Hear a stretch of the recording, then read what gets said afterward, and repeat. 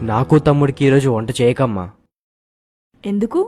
ఈరోజు మన కాలనీ వినాయక మంటపంలో అన్నదానం కదా. అన్నదానంలో మనం తినడం ఏంటి? అన్నదానంలో అందరు తింటారు కదా. పైగా మనం చందా కూడా ఇచ్చాం. మనం చందా ఇచ్చి మనమే తినేస్తే ఎలా? ఆ దేవుడి దయ వల్ల 3 పూట్ల మనకు కడుపు నిండుతుంది కాబట్టి లేని వాళ్ళకి కడుపు నింపడం ధర్మం. అలాంటి వాళ్ళని తీసుకొచ్చి తినిపిస్తే ఎంతో పుణ్యం. అన్నప్రసాదం అన్నదానంలో తేడా ఉందిడా. అన్నప్రసాదం అందరూ తినొచ్చు, కానీ దానం అంటే లేని వాళ్ళకి పెట్టేది. అందుకే అన్నదానం అవసరమున్నోళ్ళకి అందితేనే అర్థం ఉంటుంది. ముందు వాళ్ళ కడుపు నింపండి, ఆ తర్వాత మిగిలితే మనం తినొచ్చు.